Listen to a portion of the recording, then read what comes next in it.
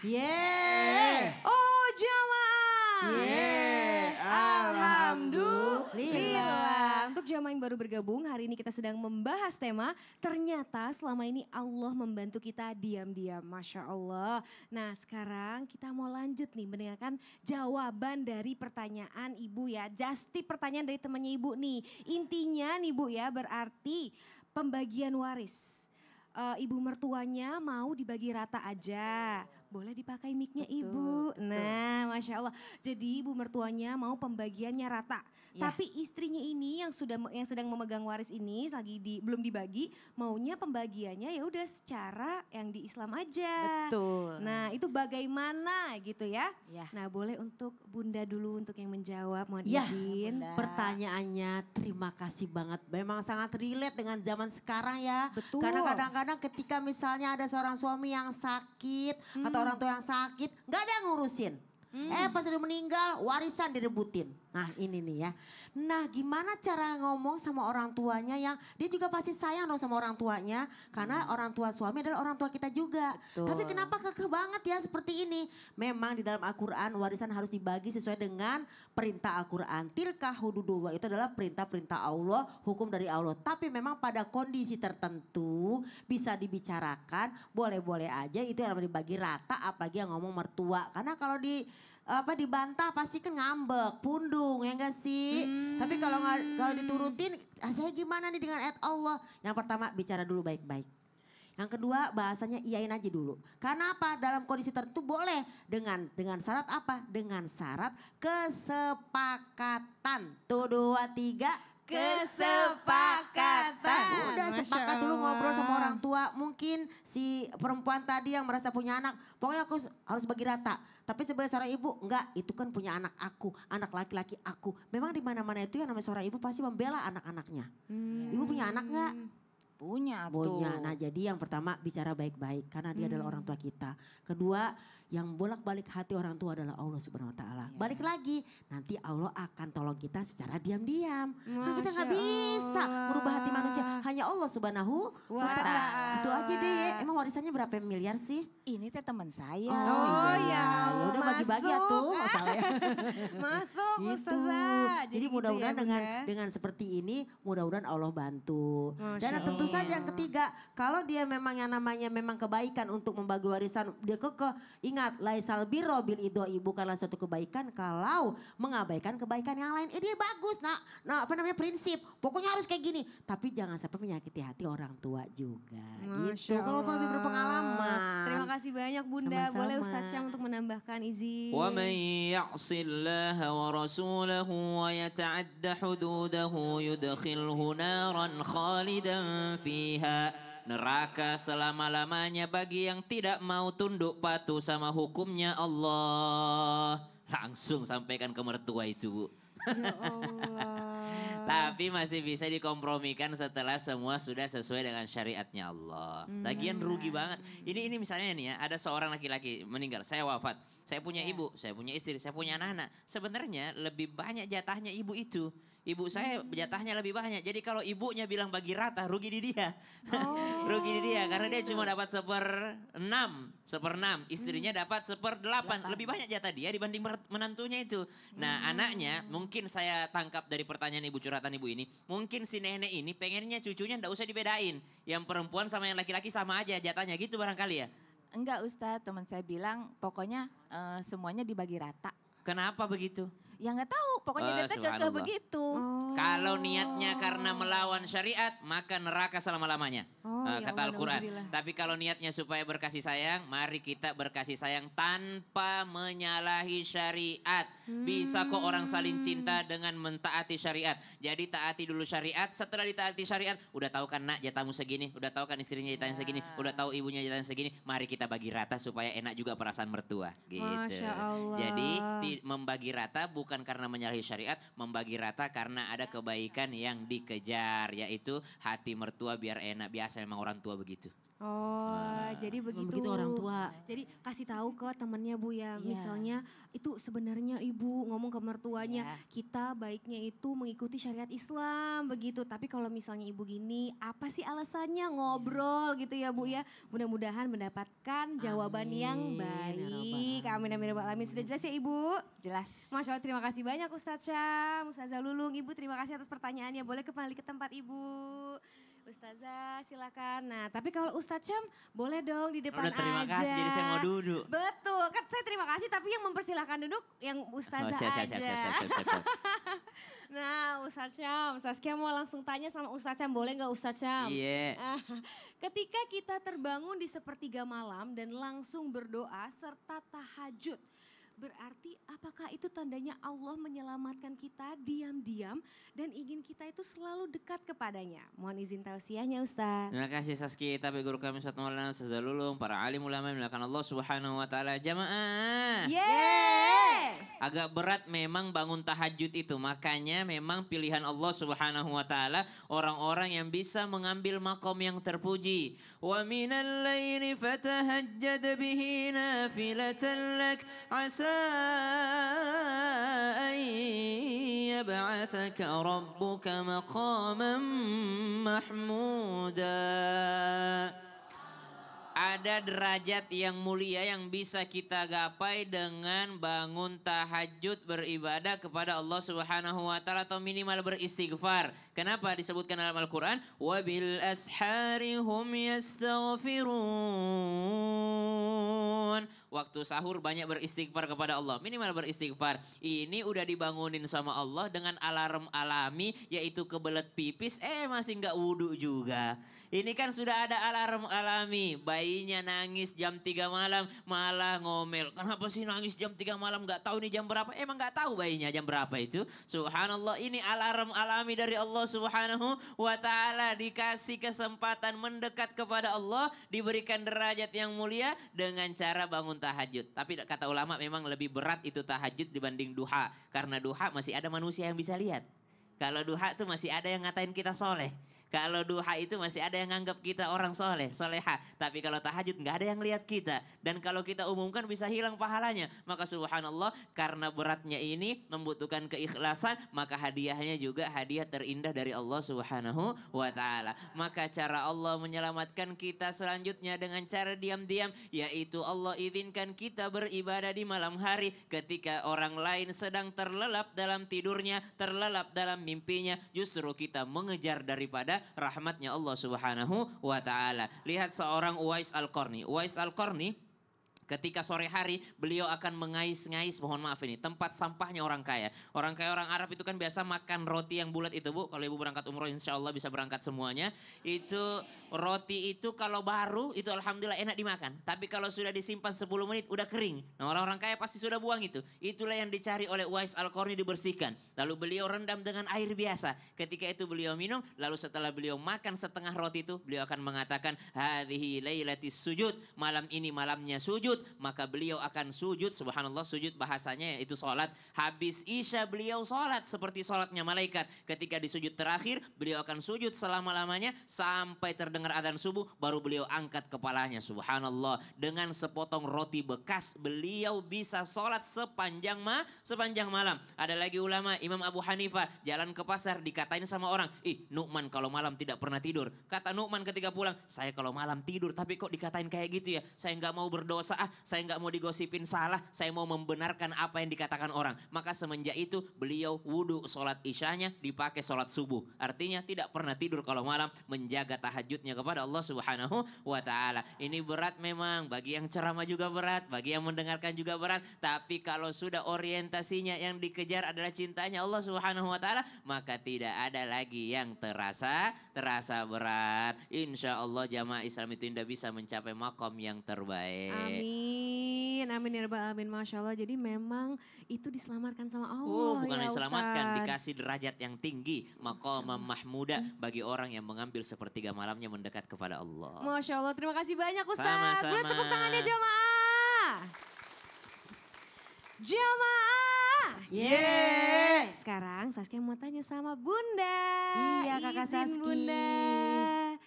Saskia mau tanya sama Bunda, misalnya nih Bunda, Misalnya. ketika kita sedang sendirian, terus kita berniat untuk membaca Al-Quran, hingga kita menangis membacanya, bahkan memahami isi di dalamnya, apakah itu sebagai tanda kalau hati kita ini sedang diselamatkan oleh Masya Allah? Nah, mohon adem izin- banget ya. Iya betul iya, Bunda, iya. mohon izin tausiahnya Bunda. Terima kasih Kakak Saskia, mohon izin Ustadz Syam, Ustadz Maulana serta bunda-bunda semua yang cantik-cantik manja. Boleh tepuk tangannya dong. Nah, tepuk tangan dong, Masya Allah terpesona ya. Iya Ini dong. terpesona atau ngantuk nih kayaknya nih ya. Baik jemaah yang dirahmati Allah, buat yang sedang menyiapkan sekolah, buat bekal anak-anak dari pagi hari ini ya. Masya Allah mudah-mudahan kita semua menjadi ibu yang soleha, menjadi keluarga sakinah mawaddah warahmah. Mudah-mudahan kita semua diberikan pahala oleh Allah Subhanahu wa taala, apalagi pahala mengaji. Jadi ketika Amin. kita sedang sendirian, niat hati baca Quran sampai kita menangis, memahami isinya di dalamnya, itu apakah tanda kita sedang diselamatkan oleh Allah hatinya? Tentu saja. Yang pertama di dalamnya Al-Quran dinyatakan apa? Tanda-tanda orang beriman ketika dibacakan ayat suci Al-Quran dia menangis. Iza tuliyat ayatihi, ya kan, ketika dibacakan ayat-ayat Allah maka zadathum imana, bertambah keimanannya.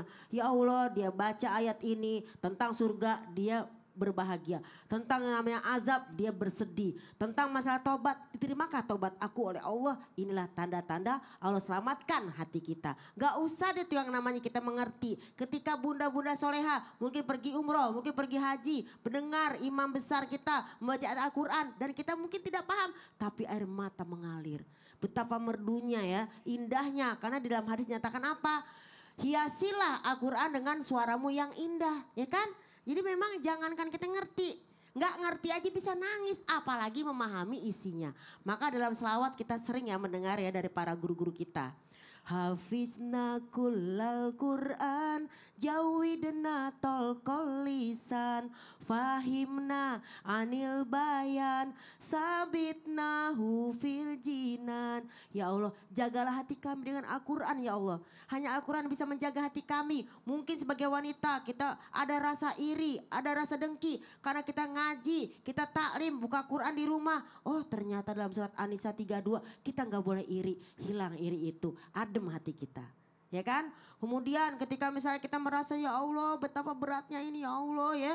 Pengen nangis banget ketika baca ayat Ibrahim ayat 40 menyatakan apa? Ya Allah jadikanlah aku, anak-anakku, keluargaku menjadi orang yang selalu menegakkan sholat. Ya Allah nangis kita. Kenapa? Karena kita betapa taunya pengalaman ibu-ibu yang ngebangunin anaknya sholat subuh. Bener gak? Dari mulai kita lagu pop sampai lagu rocker. Nak sholat, iya mah. Nak sholat, iya mah. Sampai tinggi, nak sholat. Baru dapat dibangun. Ini betapa kita memang kalau memahami Quran, insya Allah dengan tangisan berarti iman kita bertambah. Allah selamatkan hati kita. Allah berkahi yang namanya lisan kita, kita ngomong sama anak kita. Maka dinyatakan apa? Hafizna kullal Quran. Jawidna tolkol lisan. Ya Allah berikan ya Allah di dalam lisan ini selalu ayat-ayat Allah yang keluar dari mulutku. Jangan sampai kita nyumpain anak, nyumpain semua, nyumpain orang. Ya enggak sih? Na'udzubillahimin. Ini kalau kita paham pasti nggak disuruh nangis pasti nangis kok. Ya kan? Dan yang ketiga apa dinyatakan tadi? Fahimna anil bayan, ya Allah berikan kami pemahaman agar bisa memahami isi Al-Quran. Gak usahlah jauh-jauh, kita paham aja surat Al-Falaq insya Allah ya. Tadi ada rasa dengki, ada rasa iri, kita insya Allah ya apa namanya hilang. Ataupun orang yang iri jadi juga hilang rasa irinya. Walaupun sebagai manusia kadang hilang timbul ya gak sih? Dan yang terakhir betul. sabitna anil jinan. Semoga dengan Quran yang kita pahami bertambah dan menangis. Itu cara Allah selamatkan kita. Amin. Adem lagi hati kita. Amin, Masya amin, ya Allah, udah Rabbal pokoknya senang banget ya kalau orang alamin. udah cinta Al-Quran mah. Iya Masya Allah, Iya. walaupun kadang iman naik turun ya Bunda. That's right. Tapi itulah Allah yang membolak-balikan hati. Alhamdulillah. Masya Allah, terima kasih banyak Bunda. Sama-sama sayang. Boleh tepuk tangannya jamaah. Jamaah. Sekarang kita mau kasih kesempatan untuk jamaah yang ada di studio untuk curhat. Karena kita masuk ke segmen Curhat Dong Ustadz. Iya, kami curhat. Yang mau curhat angkat tangannya boleh. Gantian ya Bu, dua di sana jadi terakhir di sini. Izin Ibu. Silakan Ibu boleh ikut ke tengah. Oke, boleh untuk Bunda, Ustadz Maulana, Ustadz Syam. Makasih. Iya, ikut semua. Boleh, silakan Ibu. Bismillahirrohmanirrohim. Assalamualaikum warahmatullahi wabarakatuh. Waalaikumsalam warahmatullahi wabarakatuh. Perkenalkan, nama saya Ibu Juju dari Majlis Taklim Al-Huda Pamatutan Parungkuda, Sukabumi. Tepuk tangannya dong untuk Ibu Juju. Masya Allah. Mau curhat apa Ibu? Mau izin bercurhat. Boleh, silahkan curhat apa Ibu, kita dengarkan dan kita jawab. Begini Pak Ustadz, Iya. kan saya tiap tahun itu mudik Pak Ustadz. Masya Allah. Alhamdulillah. Cuman saya, orang tua saya itu yang satu di Rangkas Bitung, yang satu di Tangerang. Mak saya yang di Tangerang itu udah meninggal. Kalau abah saya yang di Rangkas Bitung masih ada. Yang saya tanyakan, yang saya dahulukan yang mana dulu? Abah dulu apa emak dulu saya? Itu. Dahulukan emak dulu atau abah? Abah dulu ya. Silakan untuk Bunda Mana dulu. nih orang tua kita yang sudah wafat ya di Tangerang atau orang tua kita yang masih ada. Jadi kalau kita ngomongin mendahulukan, karena memang kalau dalam hadis kan ketika memang orang tua kita masih ada kan ibumu, ibumu, ibumu. Iya. Tapi ketika sudah wafat Rasulullah pernah bersabda ya kan, inna sholataka ya kan, sungguhnya doa-doamu akan sampai padaku dimanapun kalian berada. Jadi kalau misalnya kita ingin pulang kampung ya mudik ya, mudik. karena di Tangerang orang tua kita sudah wafat, ya kita ke bapak kita dulu kalau bisa, karena kan beliau masih ada. Ya. Baru setelah udah ke bapak kita, baru kita ke Tangerang. Karena apa? Sambil berziarah. Bahkan kalau nggak sempat pun kita bisa berdoa dari rumah. Itu Masya yang Allah. paling simpelnya. Ya. Jadi gimana? Tetap kita mendoakan orang tua kita tidak putus-putusnya. Betul. Gitu. Jadi Tapi lumayan ya. Tangerang, Rangkas Bitung, Rangkas Bitung, Tangerang. Iya. Subhanallah pahalanya gede banget Ibu. Masya Allah. Jadi semuanya dibuat simpel aja ya Dibuat Bunda simpel ya. aja. Dan kalau bisa utamakan yang masih ada dulu. Emang kenapa tuh kok ibunya di sana bapaknya di sini? Kan tadinya ibu saya orang Tangerang asli. Oh, Abah gitu. saya Rangkas Bitung Rangkas. asli, Masya Jadi Allah. masa itu lagi sakitnya mau dikuburnya di Oh, di kampungnya kampung gitu. halamannya. Oh, betul. Iya, iya, Masya iya. Allah, boleh sekarang silakan. Sebenarnya ada teknik yang bagus. Ibu salat Idul Fitrinya di dekat kuburannya. Iya. Di mana itu? Kuburan ibu? Tangerang Ke berarti kubur Tangerang. Tangerang. Jadi ya. ibu salat Idul Fitrinya di Tangerang. Iya. Habis salat Idul Fitri langsung ke ziarah kubur. Rangkas. Habis itu barulah ke Bapak Rangkas Bitung. Oh, Jadi teknik iya, yang iya, paling iya, aman iya. seperti itu. Iya. Karena orang mati itu kan menunggu juga. Iya. Ketika hari lebaran dia menunggu. Siapa yang datang ziarah dia. Iya. Karena saya mau nanya. Kita datang ziarah atau kita diziarahi? Jalan-jalan. Datang ziarah. Halo? Datang Datang Ustaz. ziarahi. Nah saya rasa kalau bisa ajak Bapak juga ikut salat id. Di Iya, lokasi betul. dekat pekuburan itu. Ya. Masjid yang ada di pekuburan itu. Jadi abis itu baru sama-sama ziarah kubur. Abis itu bareng Bapak untuk balik ke rumahnya. Oh, Jadi kalau iya. berbicara tentang siapa yang didahulukan. Tadi sudah dijelaskan Bunda Lulung. Ibumu, ibumu, ibumu, bapakmu. dua, tiga. 2, 3. Ibumu, ibumu, ibumu, bapakmu. Itu kalau masih hidup. Ya, tapi alangkah baiknya kalaupun dalam hal ini kita mendahulukan siapa yang lebih butuh. Justru yang kuat membantu yang lemah. Ah, ibuku lebih butuh atau bapakku? Kayaknya bapaknya yang lumpuh. Maka ajak ibunya untuk datang ke bapaknya. Itu caranya. Nah, dalam hal ini tidak ada yang namanya membeda-bedakan. Tapi yang ada bagaimana kita memuliakan dengan caranya masing-masing. Iya. Karena ada juga orang tua yang senangnya kalau ditemenin. Oh, Oke. iya, iya. Atur nuhun, terima kasih. Sabi-sabi Masya Allah. masih ada Ustaz Sam. Boleh untuk Ustadznya menambahkan Tapi juga melengkapi. bapaknya pundung nggak Bu kalau nggak didatengin duluan? Enggak. Enggak ya? Oh aman-aman aja berarti. Alhamdulillah. Suaminya pundung nggak kalau ibu cuma mikirin keluarga ibu nggak mikirin keluarga dia? Enggak. Nggak juga. Masya Allah. Enak ya, adem ya? Harus Kayaknya nanya adem, gitu. adem ya? Suaranya siapa tahu ibu nanyain tentang keluarganya, ternyata dikesampingkan keluarga suaminya. Padahal ibu lebarannya itu, jangankan lebaran, setiap harinya adalah yang diutamakan adalah suaminya. Iya. Subhanallah. Jadi Iya. suami dulu, Iya. baru setelah itu orang orang tua. tua. Maka setelah semua hak suami terpenuhi dan suami yang baik akan pengertian kepada istrinya, maka diantarkan istrinya. Kemana kita mah? Rangkas Bitung dulu atau Tangerang dulu? Kata Ustadz yang mana yang lebih perlu dulu? Kalau bapaknya pundungan ya ke bapaknya dulu karena dia yang pundungan. Karena ibunya nggak mungkin pundung karena dia sudah berada di alam barzakh. Iya, Pundung betul. kalau nggak didoain. Oh, Kalau nggak didoain pundung. iya, iya, Kalau nggak iya. dizerain bisa jadi pundung. Tapi kalau ibunya mengatakan ke bapakmu dulu lah karena bapakmu yang lagi butuh. Oh, Ustaz jangan begitu. Jadi dilihat ya Ibu situasinya seperti apa. Nanti kan enak diskusikan sama suami juga. Masih ada. Alhamdulillah. Sudah jelas ya Ibu? Jelas. Jelas, Masya Allah. Terima kasih. Assalamualaikum warahmatullahi wabarakatuh. Waalaikumsalam warahmatullahi warahmatullahi wabarakatuh. Masya Allah, terima kasih banyak Ustadz Syam, Ustadz Maulana, Ibu dan Ustazah Lulung. Terima kasih banyak atas tausiahnya hari ini. Terima kasih jamaah Islam itu dimanapun berada. Sekarang saatnya saya Saskia Putri dan segenap tim yang bertugas mau di sini pamit undur diri. Mohon maaf apabila ada salah kata maupun perbuatan. Wassalamualaikum warahmatullahi wabarakatuh. Waalaikumsalam warahmatullahi wabarakatuh. Allah ya Nabi